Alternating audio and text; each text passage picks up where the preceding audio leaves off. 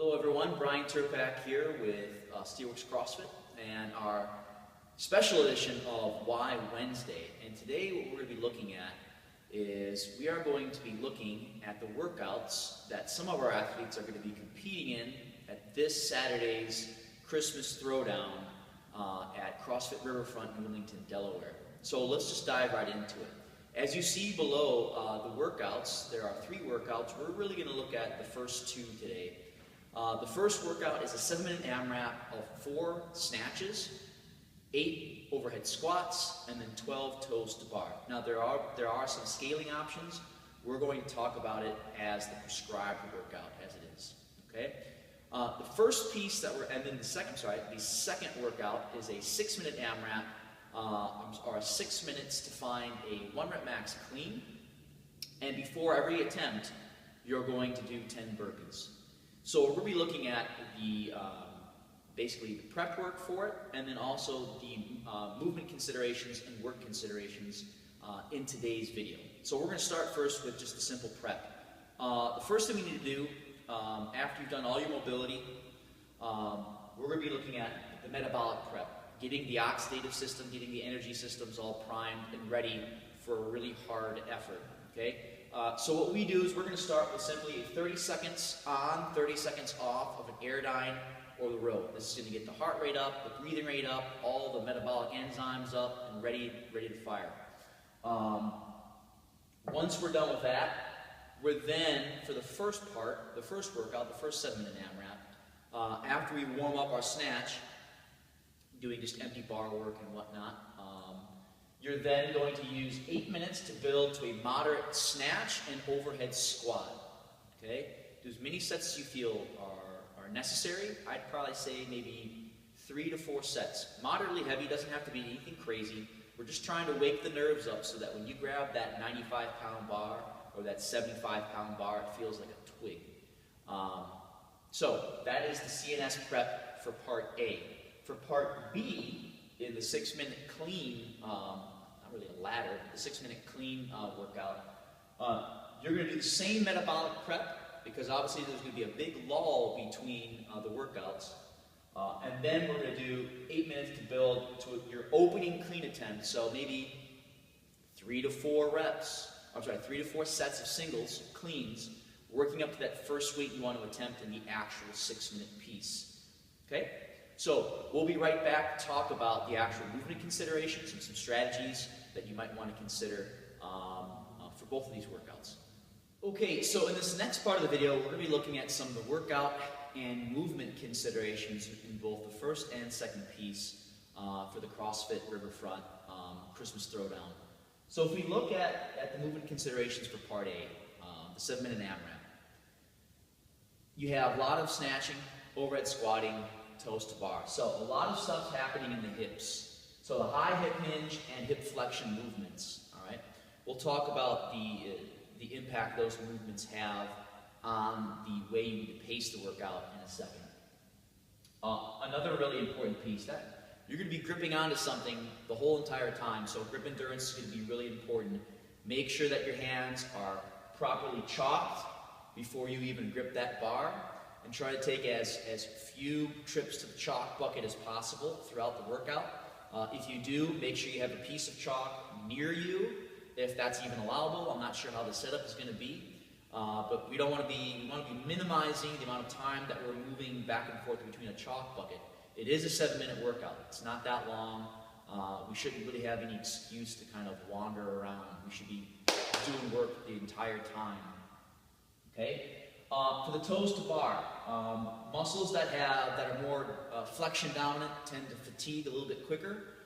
So once they fatigue, it's really hard for them to kind of regenerate and come back and have the same amount of power put as, say, like an extensor muscle, like a quadricep, etc. So we got to be really mindful about avoiding total failure on the toes to bar. So right when you're about 2 to 3 reps shy of feeling like you're about to hit the wall, jump off the bar, shake out, rest, breathe, and then start working in descending sets of work. So let's say, so you have 12 toes to bar per set. So maybe you might want to try and hit 12 on the first round, Try and hit 12 on the second, but let's say you're getting fatigued around 10. Well, stop at 10 on that round, okay? Come back to the next round, maybe do 8 and then 4. Play with it. You're ultimately going to be able to figure out what you can and you can't handle, but just make sure that you're avoiding failure, okay? Because it's a short workout, no messy reps, no failed snatches, etc. Take your time on your setup for your overhead squats and make sure everyone is crisp and perfect.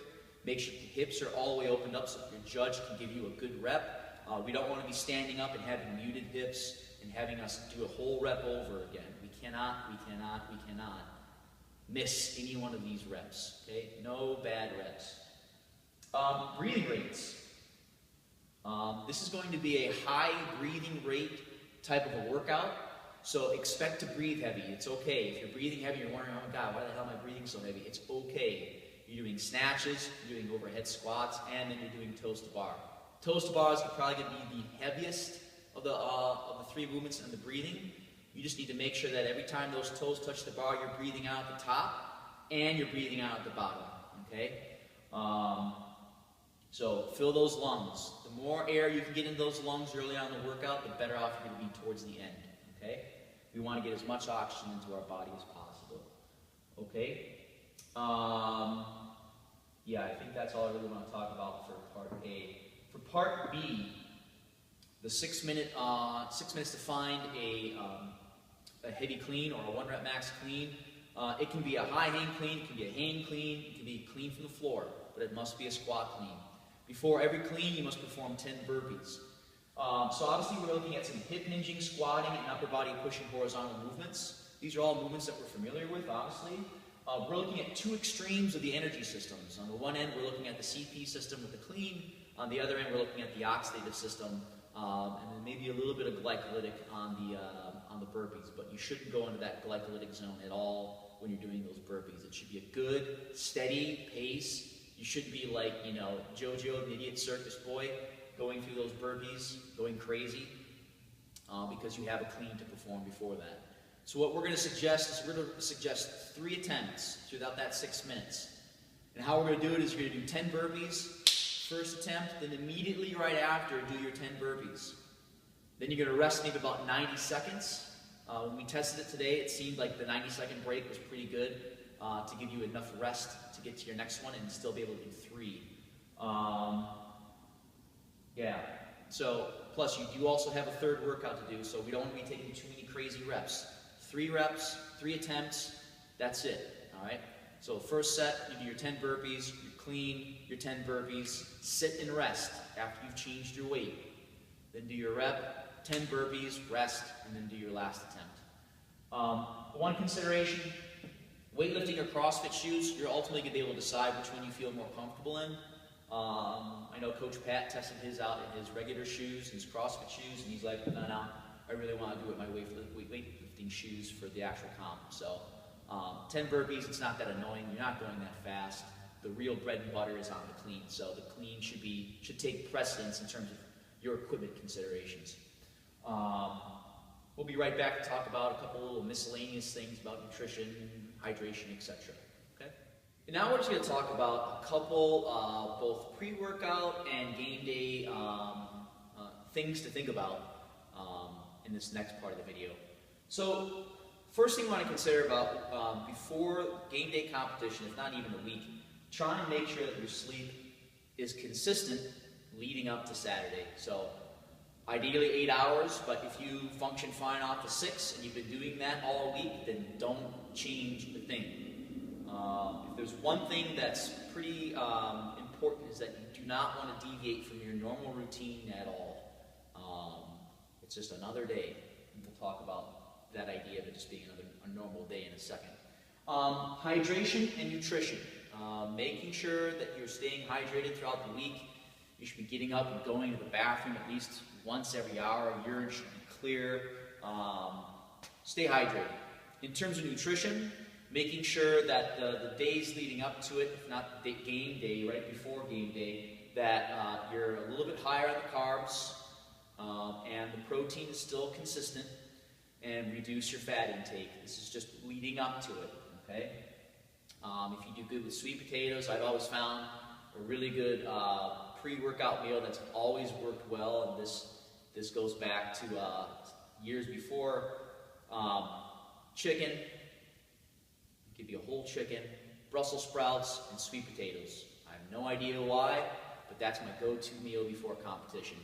It seems to have everything that you need in terms of protein and the good carbs as well, some good nutrients from the vegetables and the Brussels sprouts. Okay.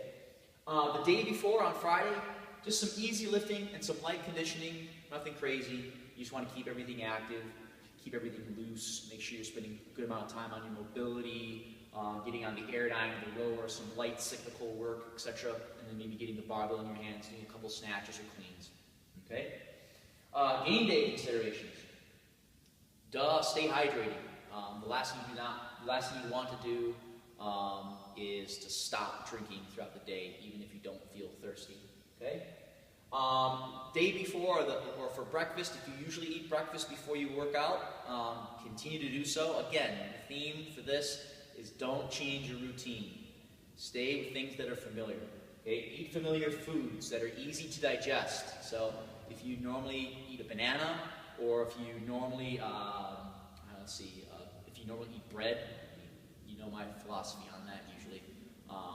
Anything that is easy to absorb and digest for your body, the last thing you want is your body to be working hard to digest foods while it's working hard to produce energy during an actual workout. So be smart about the foods you eat. And then third, last but not least, lighten up, Francis. You're not getting paid for this. This is a fun event, okay? It's not the end of the world. How you perform in this is not going to define who you are as a person. You're there to have fun, test yourself out, find what you can do, what you can't do, and then also hang out with your friends. I mean, hey, what more do you want, okay? So, lighten up. It's not the end of the world. Have a good time. That's probably the most important thing. And I would say that with all of your training throughout however long you've been here, okay? So, hopefully this video has helped you prepare for the upcoming competition. It's going to be awesome. It's going to be fun. Really looking forward to seeing what everybody can do. I'm Brian Turpak with Steelworks CrossFit. Should you have any questions, shoot me an email at brian@steelworkscrossfit.com. Take care.